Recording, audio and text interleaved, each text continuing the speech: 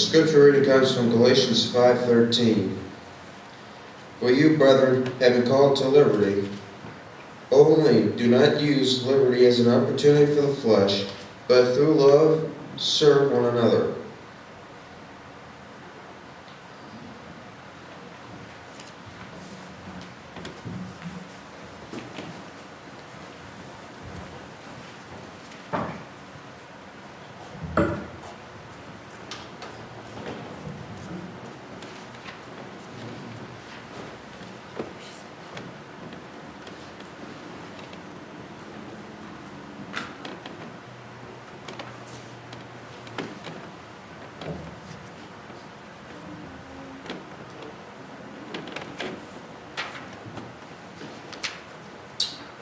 Good morning. Good morning. Good morning. How are you guys today? Good. Cold. Cold. A little chilly in here. Yeah, I think it's going to be all right. Hopefully I gave a little bit of information here for you guys to warm you up a little bit. The sun should help a little bit for you too. This is actually a picture from where we stayed one night in the middle of Serengeti, so this is legit. But before I start, I just want to have a word of prayer and ask God to watch over me and to let what I say go into your hearts and use it how He wants. So dear Heavenly Father, I want to thank you for giving me the opportunity to come to Kearney Church and speak about my trip in Kenya and to let my words speak to these people and to take them into their lives. Thank you for the love you've given me and for the opportunities that you've given me. In your name, amen. So, a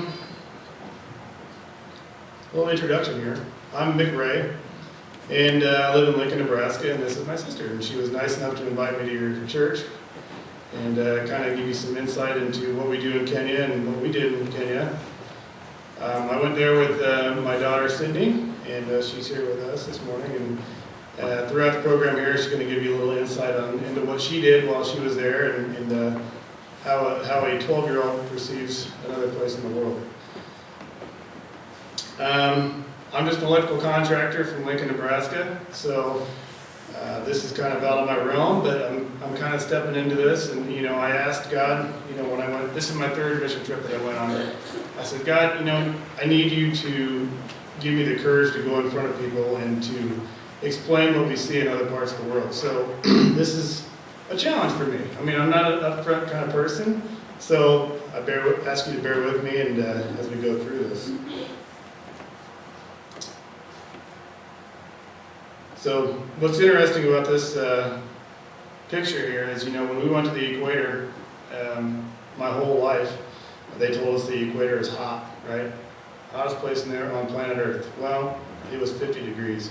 And the majority of our trip we spent in our Carhartts and our hoodies, and it was cold the entire time. It was interesting, the people that were there, the locals, they're in like warm clothes.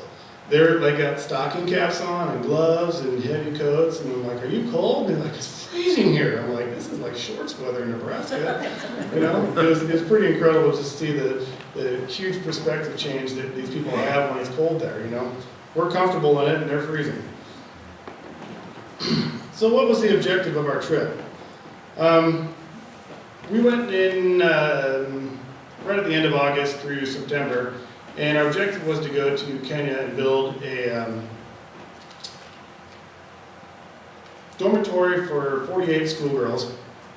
And this is kind of the beginning setup of these dormitories. And it's a similar method that they use for building buildings all over the world. They basically have a steel frame structure, and then they put block around it, and we build it up from there. But while we were going there, this is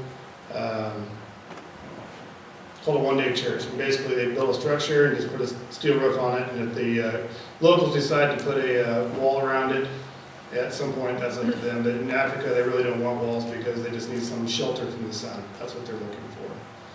So on the way there, we were given the opportunity to fly through Amsterdam, which was kind of a unique experience for me. I'd never been there before, neither has Sydney. So we got to spend a whole day touring all the canals in Amsterdam and see what's going on there.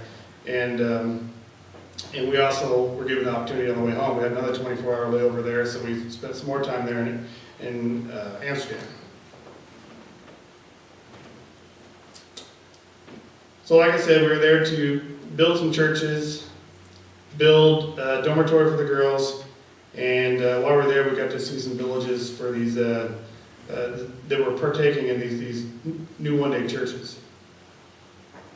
So we got to meet the locals while we were there. So an interesting story here is this kid, we went to this local village, and I think this was the Turkana tribe. And so I met him there, and we're walking after church, and we leave, and this kid comes up to me, he looks at my hat, he said, "That's a cool hat." I was like, "Hey, you want it?" He goes, "Yeah, I would." You know, it's just a Milwaukee hat. And so I gave it to him, and we're walking around, checking out his house, and he took a liking to the hat quite well. And so as we were leaving, I look at him, and the hat's gone. I'm like, "Where'd your hat go, man?" He goes, "I gave it to my friend." I'm like, "Oh, that's cool." You know, he got something from a white guy from the other side of the world, and he's like, "I'm going to give this to my friend." I thought that was kind of a neat picture. Also, while we were there, we were going to go to, it's called the Masai Mara Wildlife Reserve. And so we got to do that while we were there, and we'll go through that a little more a little later in the presentation. We also got to go to the Serengeti, which is a pretty incredible reserve. The Serengeti is, what they say, 12,500 square miles. It's absolutely insanely huge.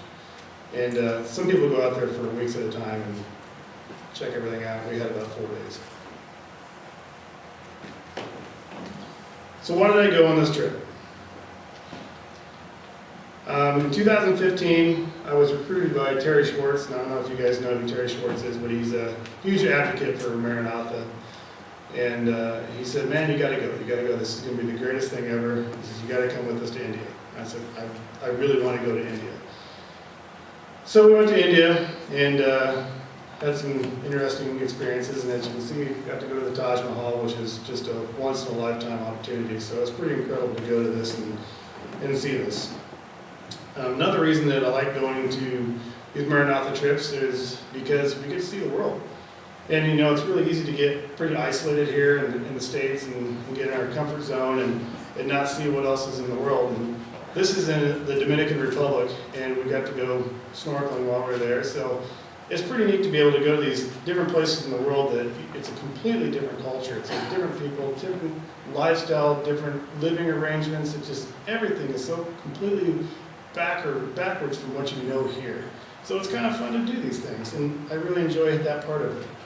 And the other part of, you know, when we go with Maranatha, it's a safe environment to go in. I don't think I would be brave enough to go out and venture out into the world by myself at this point, just because the world can be a dangerous place. And it is a dangerous place. But, you know, if you make smart decisions and you go with people that are intelligent enough and you're in an environment where you're with a lot of other people, you're able to experience these other things in other parts of the world, but you're still in an environment where you're safe, because there's safety in numbers, and there really are. I mean, you go on these trips and there's 30 to, you know, even some trips there's 200 people. So usually the bad elements that wherever you're at won't bother you if you're with a bunch of other people. So it's kind of nice to go to these places and see this stuff, but be in a safe environment. The other thing we want to do is, while we're there, is we want to help other people.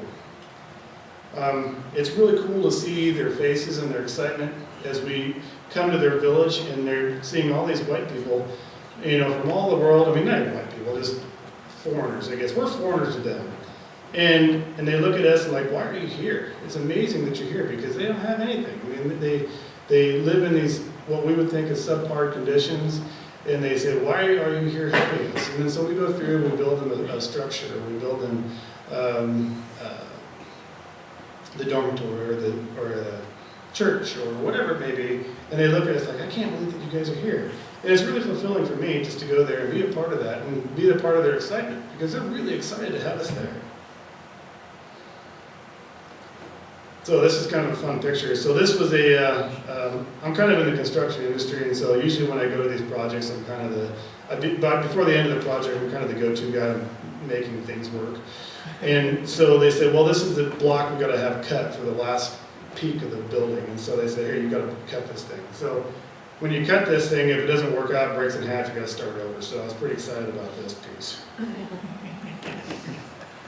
So like I said, you know, traveling the world and seeing what God has created in other places is pretty incredible.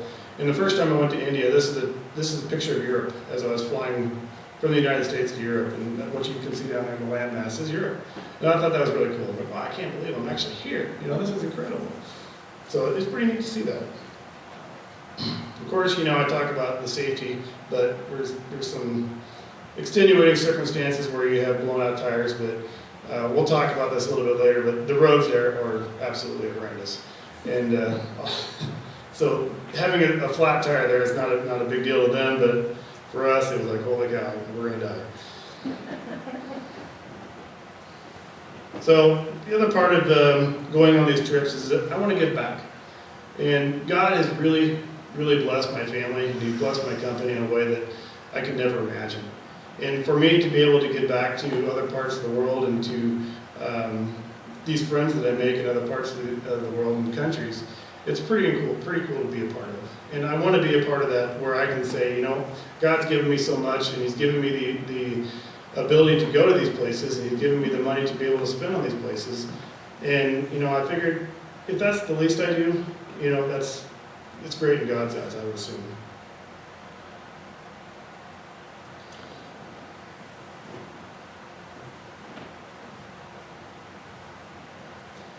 So another exciting part about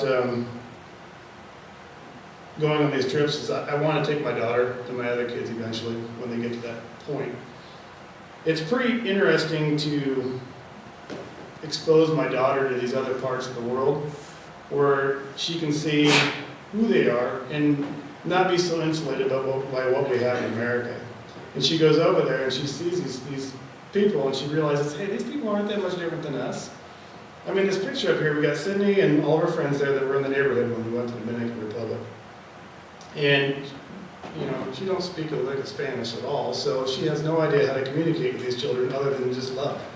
And so she made friends with these kids, and they just, every time we get to the job site, she would go there and say, hey, where's that girl at? And so we had one girl on our crew that could speak Spanish, and so she'd go over to this girl and say, hey, how do you say this? And so she'd tell her, and she'd go back and talk to somebody else, and they'd keep going back and forth. So it's interesting to be able to go to these places and make new friends, even though you can't speak the same language. And I think that's a valuable thing for my kids to learn, and for Cindy to learn when she goes to Dominican Republic, or wherever she may go in the future. I also want to teach her that what an incredible gift we have to live in America. We have this country where we have everything, anything we want, anytime. And when you go to other places and you see that, they struggle every day just to survive, it really makes you appreciate what we have, being from America and being a part of this country. I mean, what a blessing we have to have won the lottery to be born here at that.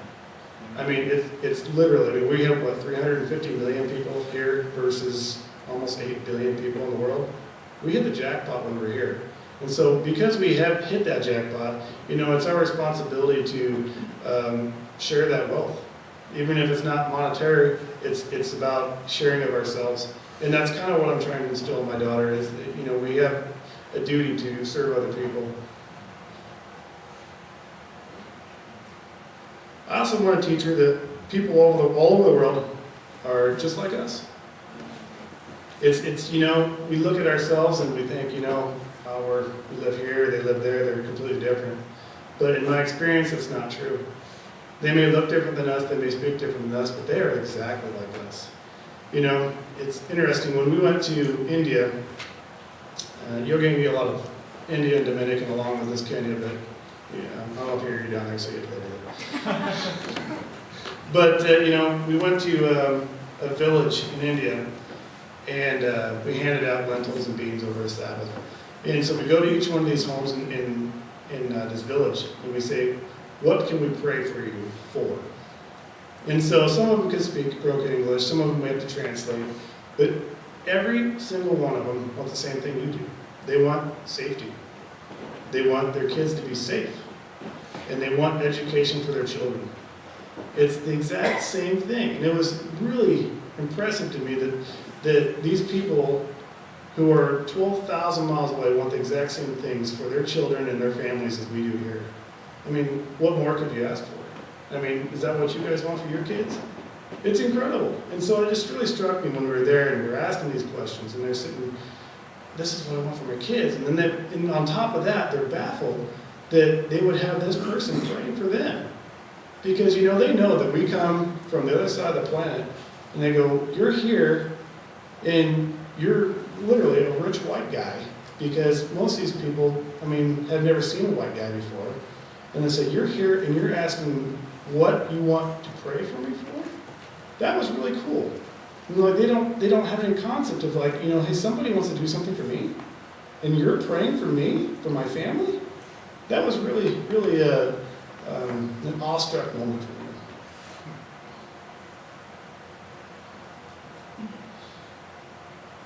I also want to teach Sydney that people want to be prayed for. And for me, it's a difficult thing because it's an awkward thing to ask other people. But, you know, it's important for us to go up to other people and say, hey, can I pray for you? And it's so hard to do.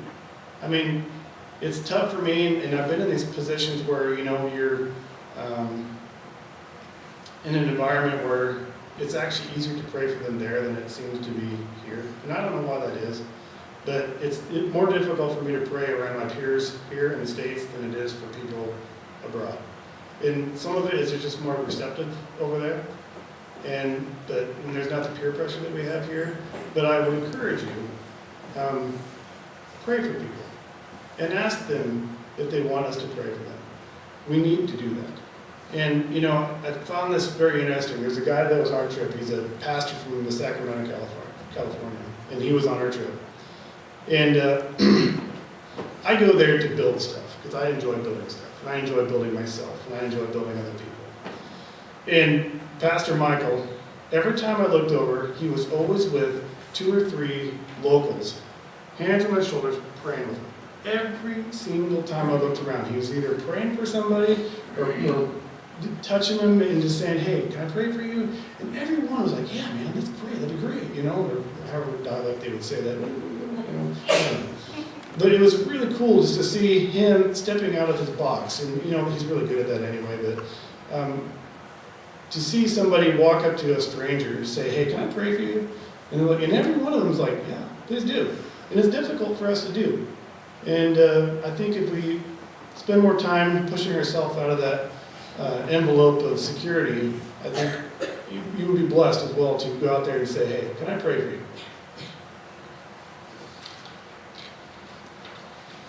Another reason that I go on these trips, because I want to grow spiritually. Before I went to India, I was in a pretty low spot spiritually, and I really didn't care. I didn't really want to be a part of church, and I didn't want to be involved in any stuff like that. And so these mission trips have become somewhat of a lifeline for me, and I really enjoy being able to go out and meet new people and to be able to be freed up spiritually. And, you know, it seems kind of like a really expensive therapy to go across the world to grow in spirituality, but, you know, on the grand scope of our eternal salvation, it's a very small price to pay. And so for me, if I have to spend $10,000 to go across there in order to help develop my relationship with Jesus, then I think that's a very small price to pay to do that. An interesting story about this picture here. This is India again. I'll get to the African stuff, don't worry. So they asked me to do testimony while I was there. And so, of course, I'm up front, and I said, all right, I need everybody to put their hand up. So they'll put their hand up. And I said, I need you to put your finger here. Okay? And I'll say, okay, I got an okay symbol. I said, and so I take a picture. So that's how I got that picture. But it was kind of cool. But most of these people can't understand what we're saying, but they understand the undertone of the message that we're giving, and they appreciate the fact that you're there, you're sharing with them, and you're being a part of their school with them. And this was a Manipur school in India, and we built 3 dormitories there while we were there. And another interesting part about going on these trips is I like meeting people. And probably for my sister or even my wife, that just probably boggles their mind, because by nature I'm kind of a recluse. I like to be alone, and if I had the choice, I probably would be alone. But when I go to these places, I like meeting new people, and I like having new friends on Facebook. You know, it's kind of cool to have a friend from, you know, Manipur, India. You know, he's like, oh, I know that guy. You know, he knows me, and so wherever you go, you meet new people, you meet new friends, and it's really cool to develop these relationships with these people. I had a friend that I met, and his name is Mick in Africa, and I've kept in contact with him pretty well. He's a pastor there, and it's been pretty incredible to be a part of his culture and his life. And recently, I sent him a laptop because I have a hard time getting laptops there. And so he just, you know, he says, my friend, I want you to come to Kenya again. I'm like, I will, I'll come again. He said, but I need you to come to America. He says, oh, it's so expensive. I'm like, I know it's expensive, but whenever you come to America, you can come stay at my house. And they're appreciative of that, you know? And I would, I'd totally let them stay at my house. It'd be cool. But it's just the relationships that we develop with these people is fun, and it's cool because she makes friends while she's down there, and she doesn't have Facebook, but she can live through me, and she can write other people and stuff like that.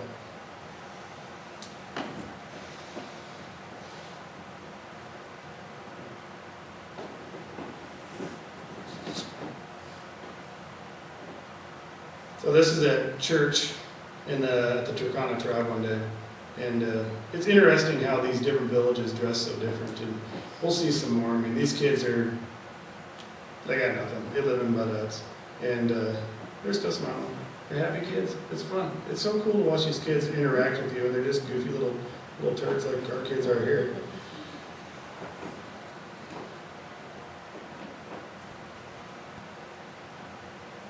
So while we were there at the Turkana tribe, you can see these mud huts. And while we're walking around, just kind of taking a tour of the village, the kid that I was walking around with, I think his name is Josue, and he comes up and says, come see my house, come see my house. I'm like, okay. So we walk kind of off the beaten path. We're not really supposed to leave the group as a whole because we don't want to impose on anybody, or we don't want to make somebody upset or whatever. But so we walk over to his house, and it was his house, which was him, his 4 siblings, his dad, mom, and grandma all lived in this house the size of a UPS truck. So I'm like, wow, this is pretty incredible. And so we're sitting there looking. I didn't want to go in the house because I'd feel awkward imposing on their house. But so as we're looking at it, you know, checking things out, here comes Dad. And usually the men aren't in the villages very much because they're off either looking for food or getting water. So they're gone most every day. So Dad shows up. He says, come into my house, come into my house. I don't think I want to go in your house just because I feel awkward, but he was inviting me into their home, and they're proud of their home, you know? And so it's kind of cool to be part of that situation where they say, hey, you know, we don't know who you are, but you're welcome in our home. And so, you know, you guys can do the same thing here too. I don't know you, but come into our home. You know, it's pretty cool. This is a friend that Sydney made while we were dedicating the dormitory in the village. And this was her new bunk, so they were all pretty excited about that. But we'll get to that here in a little bit. So this is our group that we took there, and I think there was 58 of us. But Sydney, would you like to come up and give your reasons for going to Kenya? No? Not this one? All right. That's cool. So let's talk about what we did while we were there with the building project. There's a couple groups. They took our group, they split us in half. Actually, probably 2/3 and 1/3. And the 2/3 of the group went to work building the dormitory for these girls. And the reason that we went there to build this dormitory was they have a dormitory there, but it was dirt floor. The windows were all boarded shut. They have rats, they have mice, they have leaks in the ceiling, and it was time for them to have some place to be safe and be warm and comfortable. So the idea here is that we would go there, we would build a dormitory that the girls could move from their old nasty dormitory into this new facility. And so while we were there, we show up, and basically they have the steel framework already built for us. The locals usually do that. And then we start on the block work. And so with the block work, it's fairly simple, up to about 3 or 4 feet. And then it gets a little more complicated because then you got to start scaffolding up. And then once you get to the top elevations, it gets even more difficult because then you're high up and then you're lifting blocks about this high all day long. And all the blocks have the holes in them all the way around, so then you fill all those with concrete. So it's a laborious task for sure. And but it's enjoyable. And there's always going to be the people there that are able to do the block work better than others. And so some people, you kind of fall into your rank that you should be in. Some people are going to be able to build. Some people are going to be able to run the trowel better than others. And some people just know that their lot in life is to carry a block. And so, you know, I'm okay with that. And some of the ladies, you know, it's like, I can't carry a block. I can't haul, I can't cut anything for you, but I'll keep bringing you water or whatever you need. I'll just keep doing that. So it's kind of cool. Everybody just kind of settles in and says, you know, this is my skill level. And this is what I can do. And then there's other people that don't know what that is, and so they get in the way, and then you just kind of have to deal with it. Or, you know, you say, oh, great job, and they just walk away and fix their stuff, and you say, hey, you did a great job, you know. So you just try to keep a positive outlook on everything, and some people get kind of upset, and I think that goes with anywhere you work, but you just got to keep a positive outlook on whatever you're doing and whatever happens, because ultimately, we're all volunteers. We don't know nothing about construction on this level. I mean, I've been in construction my whole life, and I don't know anything about block work. I mean, I do now just because I've been on a couple of trips that we did it, but before that, I didn't know nothing. So as you can see, as the building goes up, we got to put scaffolding up, and you start lifting the block up higher and higher. And the hard part about this project was, normally, they, when we get done with the block work, they put kind of a mortar surface on it that kind of gives you a smooth finish on it. Well, they told us on this one that it wasn't going to get that, so the block work had to be almost perfect. And everybody in our volunteer group was like, oh, this is going to be bad. But it actually turned out pretty good, and I think everybody walked away satisfied with the work that we did. The biggest thing you got to do is you got to make sure that the windows are straight. Otherwise, when they put their frames in, they won't fit. So we want to make sure that doesn't happen. So this is probably by day 5. You can see we made pretty good progress throughout the week, and it's a big building.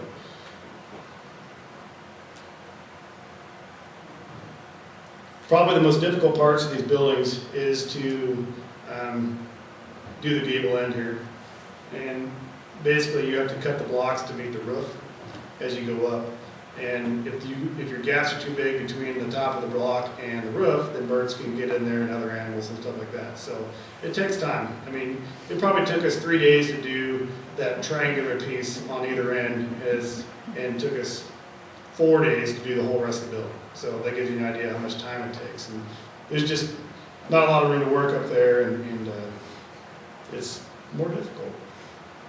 This is kind of a fun picture because this was the last block that was laid on that building, and I got to be a part of it. So it's kind of cool. I mean, as you can see, it doesn't take 3 guys to hold up that little piece, but it was kind of cool to be a part of that, and it's exciting. So once we get the block work done, then the local group, they won't let the volunteers on the roof for obvious reasons, but they go through and they start sheeting this whole roof. And we kind of had a problem with this building because while we were there, some measurements got messed up, and so all the metal on the building was skewed just a little bit. And so after we were gone that night, all the locals took it off and then put it all back on because somebody screwed up the measurement somewhere. But that was kind of frustrating, but they got her done. For the dedication. And this is the Pathfinders that they have there in Kenya. The dedication, we showed up on our bus, and they had a row of people all the way up the driveway. And there was pastors there was conference officials, there was all the students there.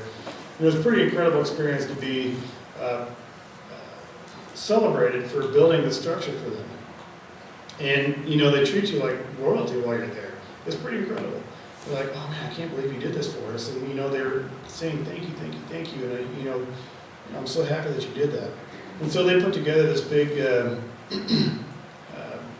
program where we can dedicate the building, and they can show us how appreciative they are. And for them, they don't get too many big buildings in Canada, and they don't get too many new buildings. And so the fact that we went there and we had this building built, and then so they dedicate this thing, and they have people singing, and they have, like I said, all conference officials were there, and for the dedication of this building. So this is the ribbon cutting for the building, and the girls are very excited. There's 48 of them, and they're probably age 8 through 17 that are going to live there. And so you can see the excitement in their eyes. And another interesting thing that we got to do while we were there, they have bunk beds that were kind of old and dilapidated and kind of in disrepair. And so we revarnished all those. And then we also bought them new foot lockers for all of them. And then we put an offering together while we were there, and we bought them all new bedding, new sheets, pillows, blankets, towels, everything. So they have a clean slate on their beds. And so when we opened the door and let them in, they're absolutely in awe because it's like a brand new home. And so you can see, I mean, how fresh and clean all the sheets look and the blankets and all the stuff that they got there. I mean, the foot lockers and I'm sure, you know, they didn't have any part in setting this up, so when the girls went in there, they probably changed everything around after we left, but, you know, the idea is there that they come in there and they have brand new fresh sheets and fresh blankets and towels and things to make them feel like it's just a new home for them.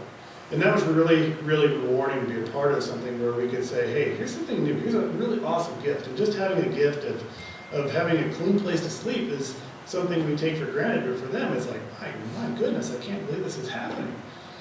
So the girls walk in, and it's just like, it's like kids in a candy store, you know? So they're walking through there, and they're like, oh, look at this, you know? And they're just, you know, they're so excited. And, you know, we're excited because we're part of this.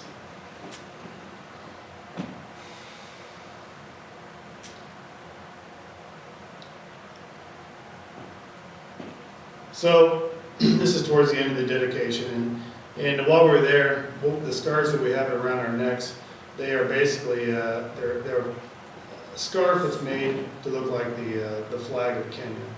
So that's kind of a neat gift. You know, we all got this scarf flag, and we're able to wear it proudly, and you know, that was the reward for our work, and it was definitely worth it. I would go all the way across the world just to have that scarf again, because that was just super fun. So let's talk about what church is like when you're over there. This is church, and this is actually a one-day church. And what's interesting about this picture is you can see that all the people are standing on inside underneath the roof of the church. And the Samburu tribe is who owns the land around here, or it's their tribal land, I guess. And so we have this picture. I don't have the picture. I've seen it. And so we went to church here, and another group went to a church someplace else. And the other church that they went to, they took a picture, and it was kind of a cool day that day. And so they just got done building this church, and it was a cool day. And so the picture is the inside of the church is completely empty because it's under the shade. And everybody had taken their chairs and moved them outside into the sun. So it's kind of an interesting picture, you know, to have, you know, this brand new structure we built for them, and it's too cold inside, so they couldn't sit in there. Does anybody know what this tree is? Broom tree? This is church. This was church for 20 years. So the thorn bush that you see around there, and then the area inside of that is where they held church for 20 years, before they got this one-day structure from Maranatha. And so it's interesting to think that, you know, we have these buildings and we have these structures, but to them it didn't matter. They didn't need a building. They don't need all that in order to worship God. And I thought that was kind of a humbling thing to see, that we need these buildings in order to have church. They didn't need it. They had a church, or they had a tree where they could go to every week and still be able to have that connection with Christ. And I thought that was kind of a really awesome picture and a good life lesson for us, that we don't necessarily need a building to be able to have a communication and a relationship with Christ. We can have a tree, we can have a swing, we can have a rock in the dirt to sit on, you know. It's pretty cool. So while we were having church, all the mothers in the group, they corralled all the kids inside the old church and wouldn't let them out until they said, hey, you can go. So this is the Samburu tribe. Let's see if I can find this picture here. So Sydney was able to, let's see if I can find it here.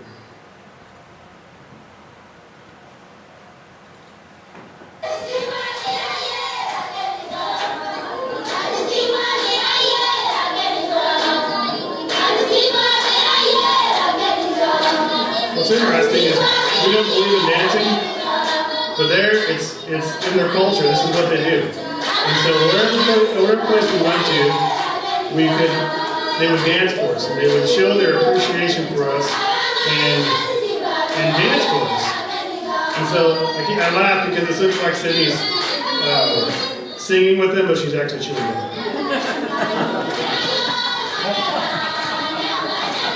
Sorry, sis. Here you go, Sid. Let's see where we're at. So, stark contrast here is on the left, you can see the church, and you can see the new church that they just had built for them.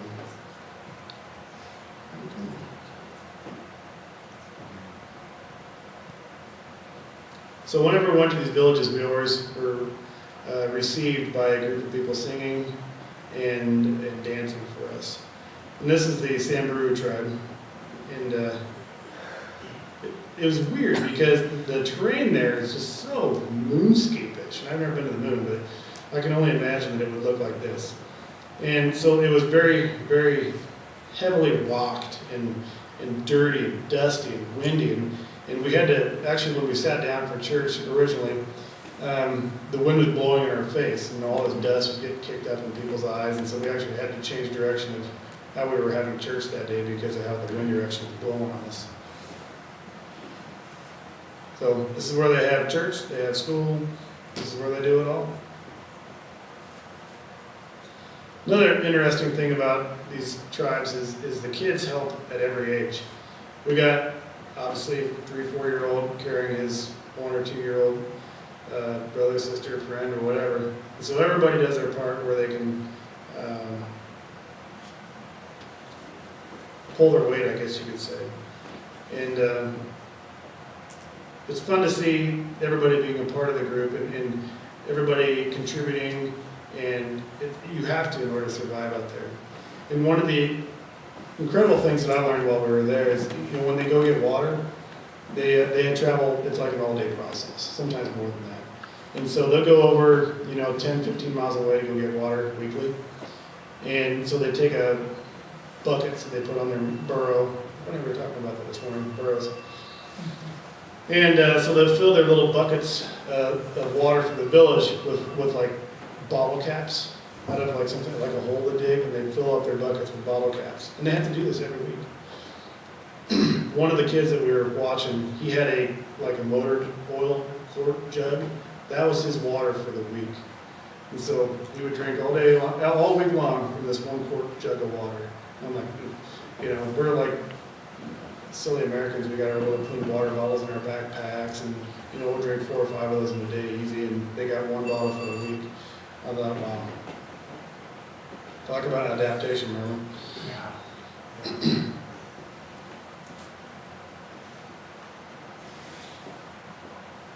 So this is one of the dedications we did for the church. And like I said, we split our group up from the block laying crew and then also the steel erecting crew. And so we weren't part of building these structures, but we were part of the dedication of them, which was kind of neat. We did this on the Sabbath that we were there. And so we went in there, we had Sabbath school, and they kicked everybody out, put the rope all the way around it, and then the conference would dedicate the church. As gifts, they gave us all these thatch hats. And so all the guys got hats and all the girls got baskets. So, I don't know where that happened. So this was actually a dress that Sydney had made while we were there. And so we were sitting at dinner one night, and our group leader come up and said, hey, one of the local church members wants to make dresses or shirts for you. I thought that would be kind of a neat thing for Sydney to do. And so they went outside and said, here's a book of all these different designs you can pick from. Sydney's like, oh, this is going to be awesome. And so they had like 4 different types of fabric there. And so she didn't see any fabric that she liked there. And so we asked, and they say, well, why don't you come to our shop, which that was a whole other ideal fiasco that we had to go through to get this dress made. But so she went to this dress shop with one of the ladies that was in our group, and she said there was thousands of bolts of fabric that they could pick from. And so she picked the design of the dress, and 2 days later we had a dress made. So she has a permanent memento for Kenya.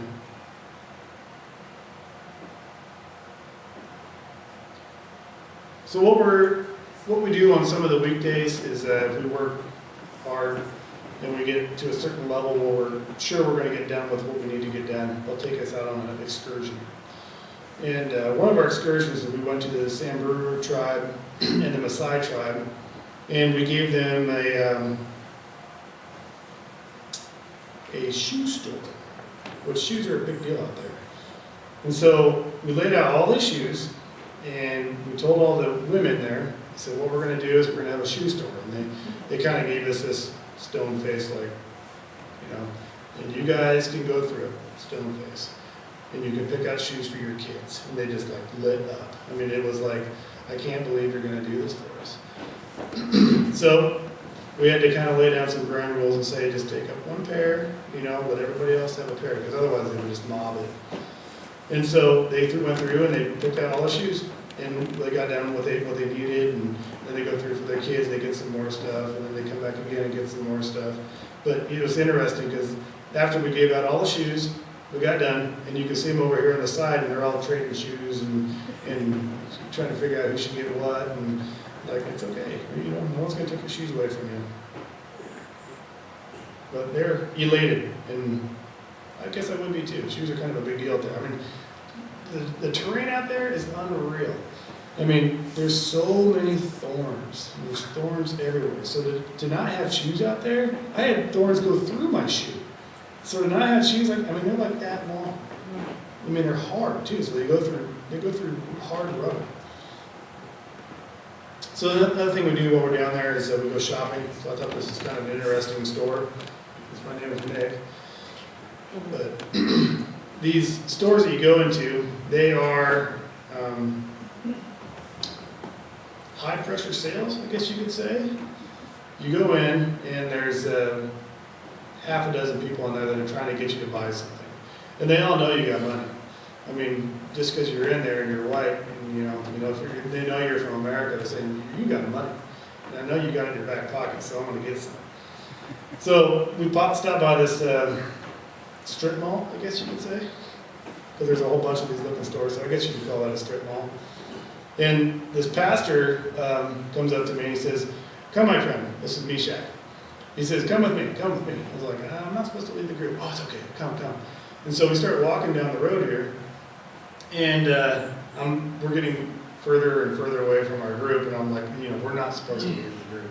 And I'm walking away from our group to this unknown place, and says, I just keep looking back, and I see our group getting further away, and I'm like, I'm really uncomfortable with this.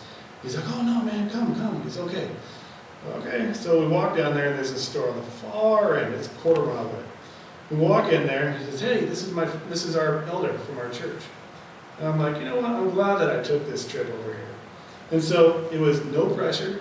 He's like, come take a look. You know, everything's great. It was weird because in these other stores that were non-Adventist, it was high pressure. Like, hey man, buy this, you need this, buy this. You know, and it was like, I just want to leave because it bugs me. And then we go here, and they walk in, the elder of the church is there, the pastor of the church is there, and his wife is there right there in the middle. And she's like, oh, just look around. I'm like, okay, I found a couple of things. And Meshach comes up to me and says, I want to buy you something. I'm like, Meshach, don't buy me anything. He says, I want to buy you something. I'm like, I don't want you to buy me anything. He goes, let me buy you something. He says, you pick what you want, and I'll buy it. And I was like, okay. And so he actually ends up saying, tell you what, I'll buy you something. So he goes over and gets me this set of coasters. I'm like, okay, that's cool. So we get done, and his wife, the elder's wife, she walks up to me and she says, thank you so much for coming into our store. I would like to give you something. So she walks over and takes Sydney over to this row of like wood carved giraffes. She says, take anything you want. I'm like, you don't have to do that. I was like, I want to. So it was scary to go that far away from the rest of our group, and but it was definitely worth the excursion to go over there and be a part of this and be a part of their generosity. I mean, it was really cool. So another thing we did on our way to one of these excursions is this is called the Great Rift. And this is probably, I don't know, 15 miles across. This rift runs all the way from Egypt all the way down to South Africa. It's about 6,000 kilometers long. And they say this rift is constantly moving. I mean, it's basically where two tectonic plates meet, and it's constantly moving up and down and moving apart. So the picture will never do it justice, but it's absolutely insanely huge. I was like, oh, I can't believe that we're here looking at this. So one day, we got to build a mud hut. And interesting story about this is before we went over to this village, I think it was the Maasai tribe, they said, we don't want you to do the mud hut. Well, it says, you can build the mud hut, but we don't want you stepping in the mud. So what they do is they dig up dirt, and they pour water in there, and you mix it up with your feet. He said, but the reason we don't want you to do it is because normally they mix it with poo. So they said, we don't want you to step on that because then you can get parasites in between your toes and bad things happen and then all that. So don't do it. So, funny part, we get there and our group leader, which is Terry Schwartz here on the left, he's the first one in the mud.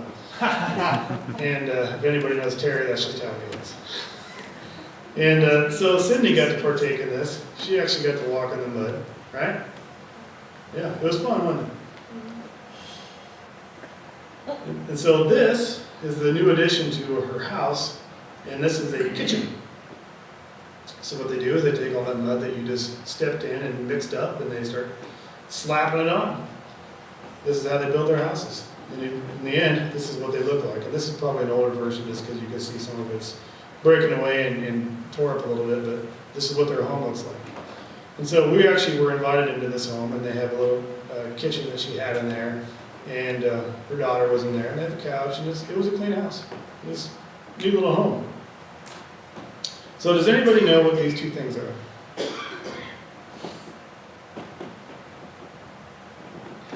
That's what they for mixing mud? Those are kids' toys. So if you look closely, the one on the left is a butter dish, maybe like a cottage cheese looking dish, with a lid that they put on a piece of wire so you can roll it along the ground. And then the one on the right, that's actually a truck. And you can see the little stick that goes up, and on the top is a circular thing. That's a steering wheel. And so I thought that was kind of awesome because, you know, here we always worry about, you know, what our kids going to have for Christmas. These kids are perfectly happy to have this toy. You know, this is their toys. And I'm like, that's cool, kids. You guys are going to get that for next Christmas. So, pretty neat little toy.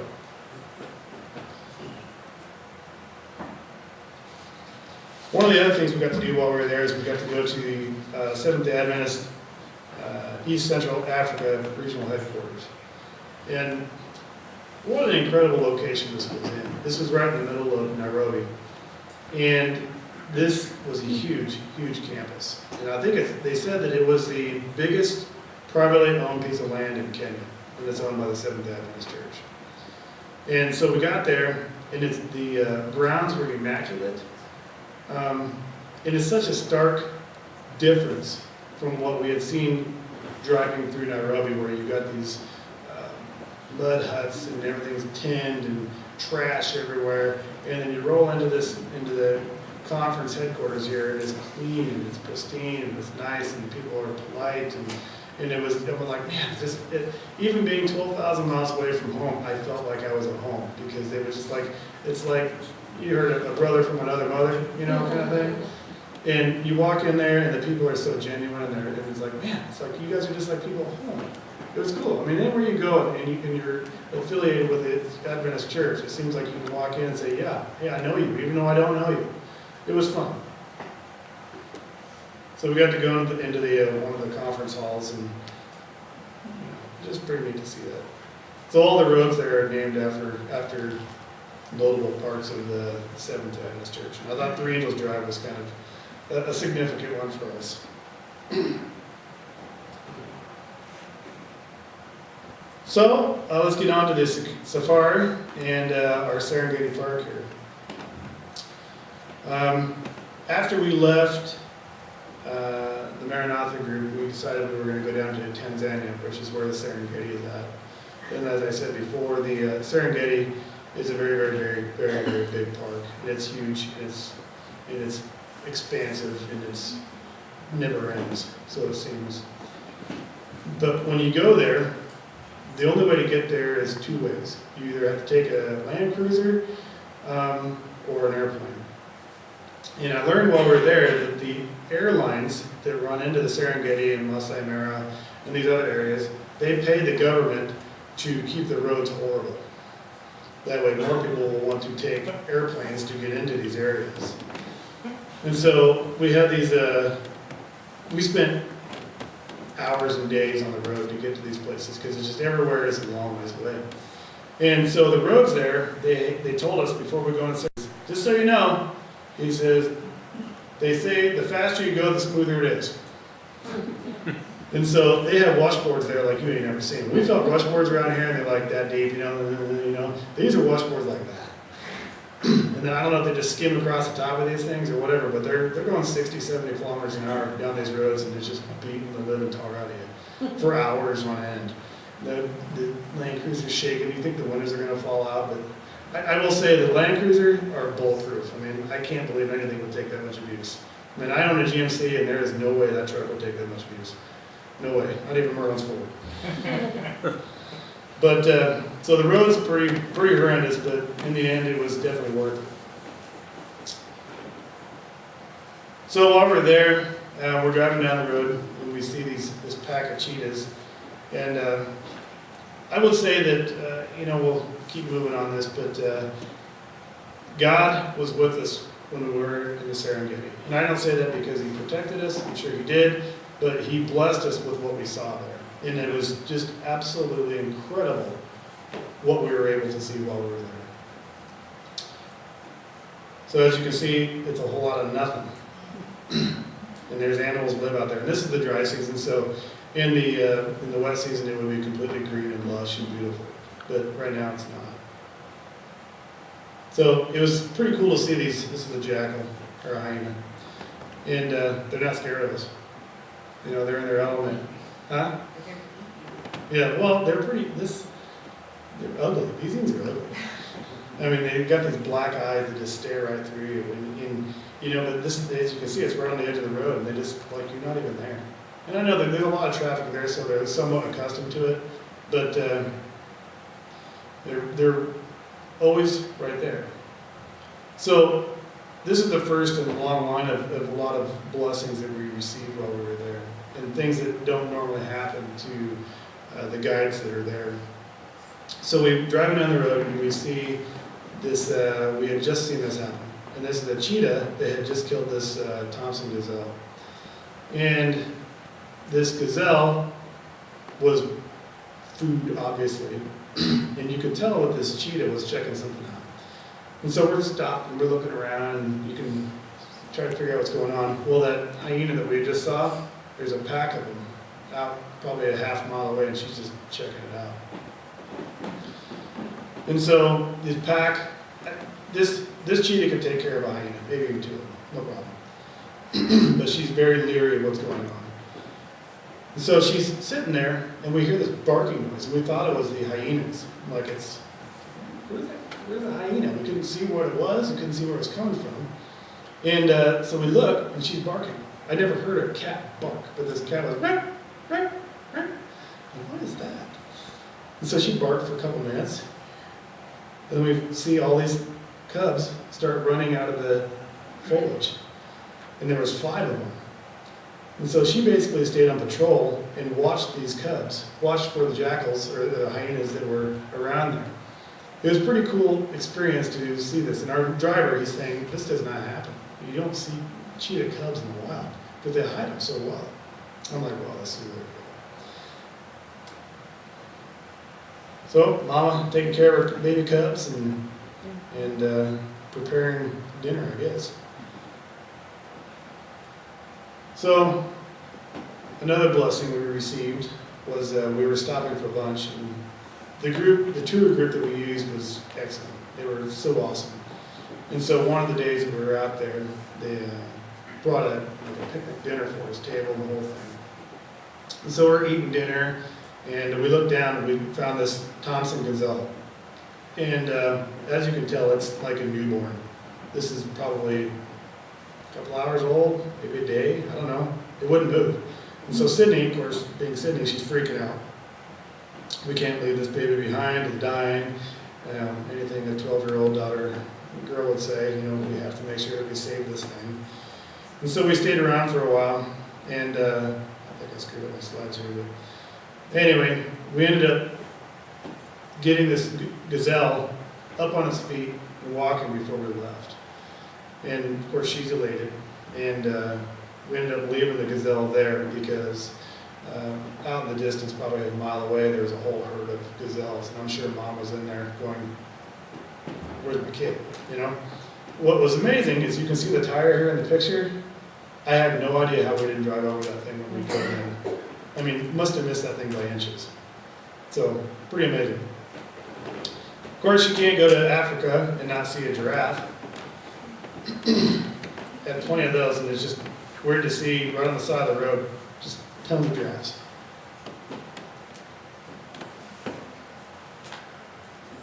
So here's an interesting picture, and the story that goes with it. I have a video of it, but I won't show it to you. So we're sitting there on this road, and we see all this zebra. And as you can see, it's kind of greener down at the bottom, which means it's a watering hole. So they're going towards the water. And while we're there, the zebra is kind of unsettled and don't really know what's going on. And all of a sudden, they just stampede and run out of there. I'm like, oh, okay, these zebra are stampeding. And then we look over in the corner over here, and we can see 2 lions jump out of the brush and take down the zebra right in front of us.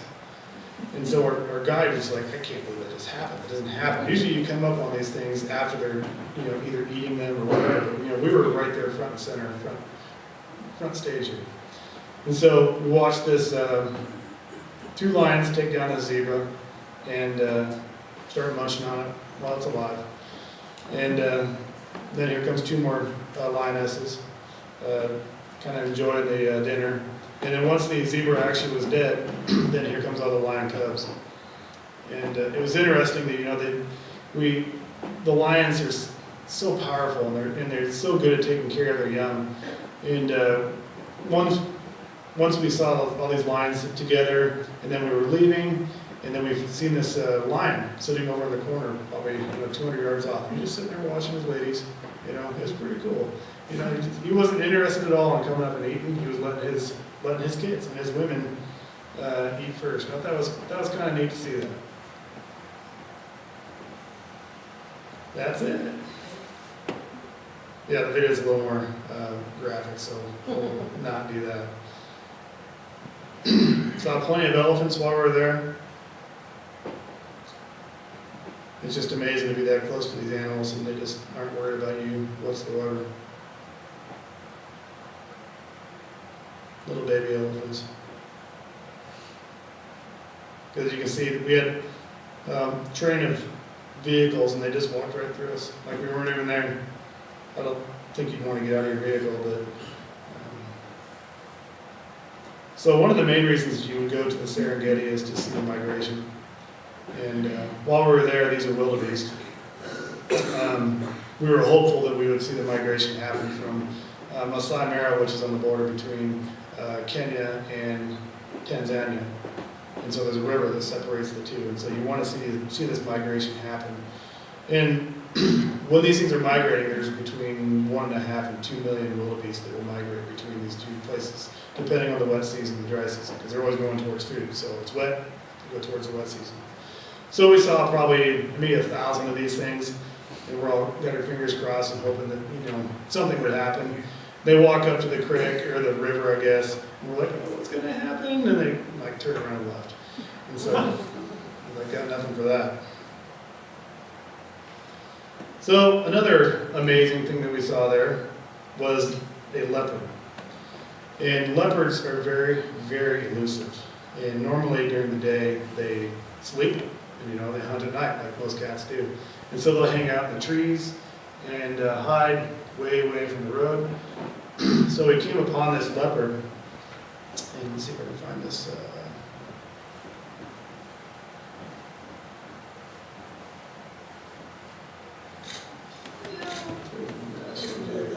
We found leopard cubs. You go, Cheryl.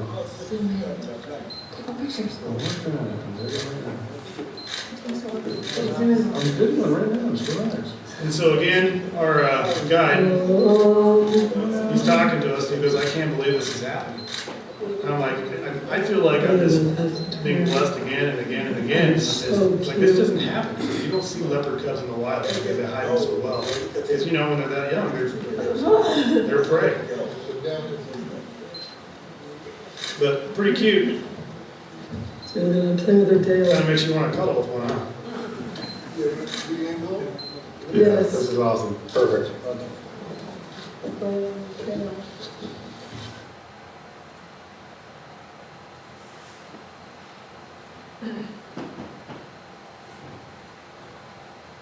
So that was the gazelle that Sydney found, so it was misplaced. But anyway, so we got the gazelle up and got her running.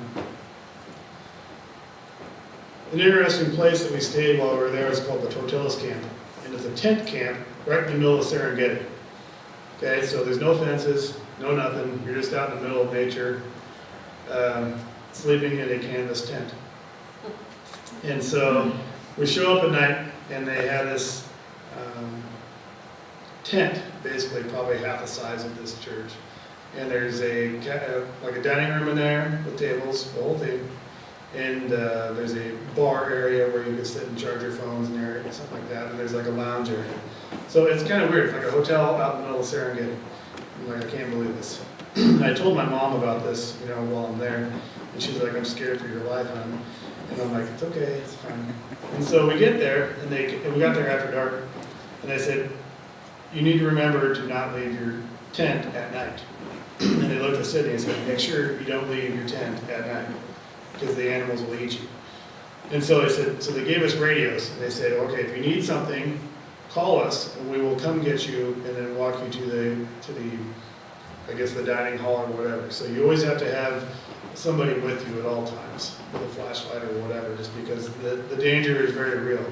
And so you'll be walking down this pathway to your tent. This is our hotel room, and you can see eyes out there in the distance looking at you.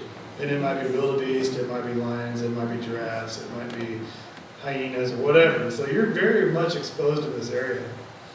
But you know, this is probably one of the nicest places I've ever stayed, and I've stayed in some nice places. But you walk into the tent, and there's a kind of a foyer area where you can sit there and look out the screened area with everything zipped up. And then go past that, there's a king-size bed, has an armoire, has a laundry. They'll do your laundry out there. Out in the middle of the Serengeti, they'll do your laundry. Then you go past that room, and there's another room that has a twin bed in it where she stayed. And then past that point, there's a shower, there was a actual working sink, and then there was a toilet, like an American-style toilet. I'm like, this is great. I can't believe this. And so they tell us on our introductions, they said, okay, if you want hot water, call us on the radio, say, I want some hot water. So we'll be there in about 10 minutes. And so what they do is they have these big, you look in the back right corner there, there's a big tank out there that has the cold water in there. And when you ask for hot water for your hot shower, they boil the water or cook the water or whatever, and they bring you a 5-gallon bucket of it, whatever. They dump it in a bag, and they hoist it up to the top of this tower, and you have a hot shower. So how spoiled are we? So this is the kitchen for this, the Tortillas camp.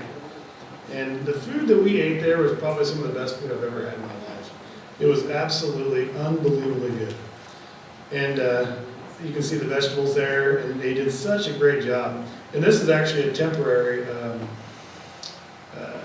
kitchen for them, because I think the month prior to that, an elephant came through and destroyed their camp. And it's bizarre. So everywhere you look, there's always like these thorn bushes. I can't remember what they call those trees. Anyway, so the elephants are always breaking these branches off and everything. Well, the elephant comes through there. It's just a big camp or whatever, and he just goes through it, plows it over, and keeps on moving. Picks up the food and leaves. So they're very aware of the dangers that are out there, but they did a really good job of making us feel comfortable and giving us great food to eat. So on our way out of the Serengeti, we were heading to the Ngorongoro crater, and this was Sabbath morning. And I said, I prayed that morning before we left. I said, God, you've done so much for us, and you've been so good to us, and you've shown us so much. And, shame on me for saying this. I didn't think you could do more, but he did. And so I'm like, God, show us something awesome today for Sabbath. And so we did. So we're driving down the road, heading out of the Serengeti at the end of our trip, and we come across these lions. Just walking down the road.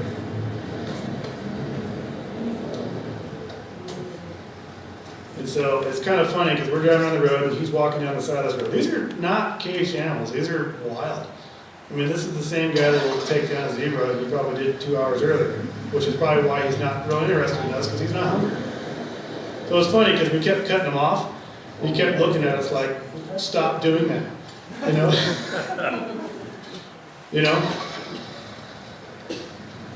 So he's trying to get across the road. We cut him off, like, hey. So fast forward about 2 minutes or something like that, and we see something else in the background.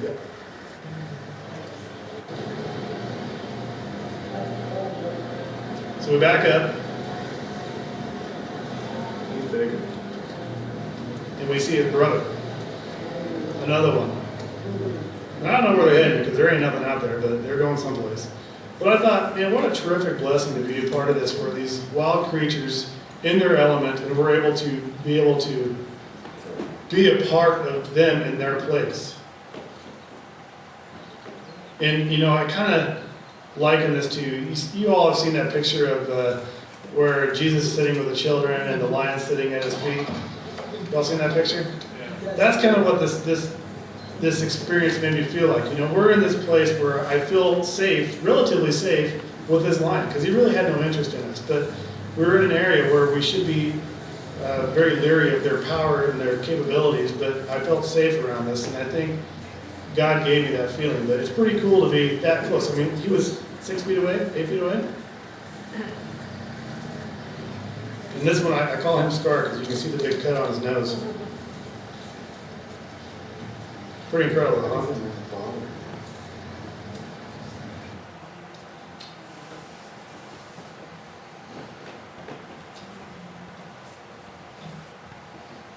So this is Sabbath, and you think, wow, this couldn't get much better. And so we head over to the Ngorongoro crater, which is a volcano that had risen up, I don't know how many years ago, and then collapsed. And so it's basically a big bottom where I think it's 250 square kilometers. It's just a huge, huge hole in the ground. So you have to drive down there to get there. And as you can see, the white spot in the middle is it's basically when it rains, there's no way for the water to get out, so it just evaporates and leaves the salt behind. So we got to drive down to the side of this thing. So I'm sitting there, and I'm sleeping because we drive a lot, and Sydney's patting me, Dad, Dad, Dad. I'm sleeping, what do you want? Dad, Dad, Dad, Dad. I'm like, stop. She's like, you have to look. I'm like, what? I'm like, look out that way. So I look out there, and I don't see nothing. I'm like, what are you talking about? She's like, no, look down. So I looked down, and these two lionesses had come up to our vehicle while I was sleeping and fallen asleep at the base of our car. I can't help but think that God is so good to us. And I asked him, thinking there's no way that he could do more for us, and he just gave us these two things on Sabbath. And so these silly lines, as you can see, they look pretty comfortable. They wouldn't wake up. And so as you can see, their feet are underneath the vehicle. And so he's revving the vehicle, and they just kind of like, don't really care. And so I told the tour guide, I said, can we just smack him or something like that? And he goes, no, don't get out of the vehicle. And so we ended up smacking empty water bottles on the side of the vehicle, and they kind of woke up and meandered off. But it's pretty incredible to see.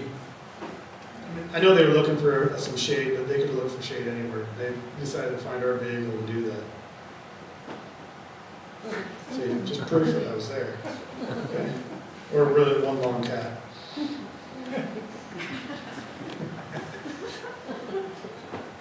So down this Ngorongoro crater, which is basically just a desert, they had this oasis where there's hippos down there, and there's water buffalo, and there's elephants, and it was interesting to see all this green expanse down in the middle of this desert land.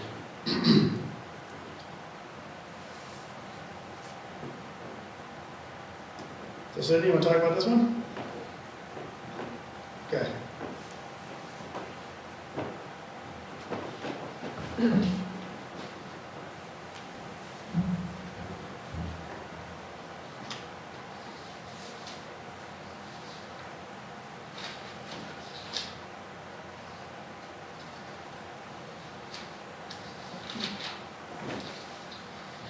Being next to those animals made me really think, oh wow, God was with us a lot.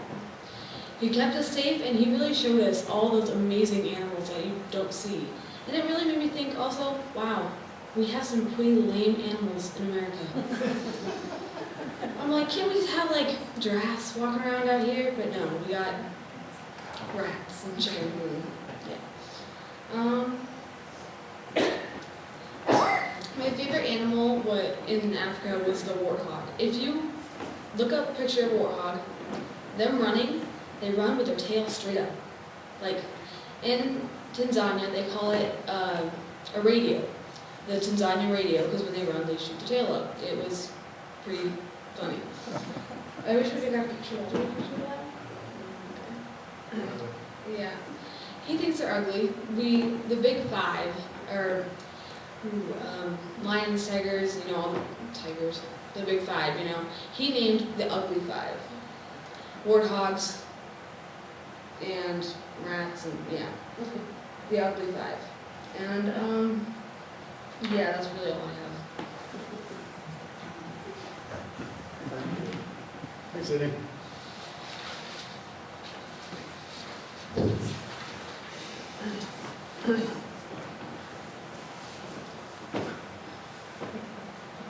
So in closing, my reaction to the trip, really happy that I went. And I think I said this before, but it's really cool to be a part of someone else's life and to experience what we did experience over there. It's cool to be able to be a part of someone else's life and to be able to give of ourselves and to do what God would ask us to do, which is to give of ourselves and to show other people love through either our actions or through building of a building.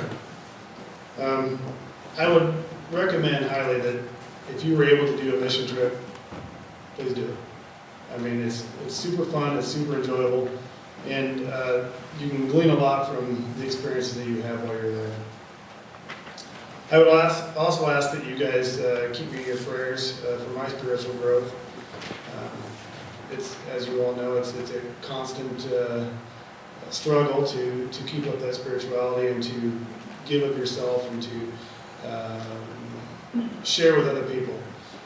And, I always want to be able to push myself beyond what is normal and safe, and for me to be up here, this is beyond what's normal and safe for me.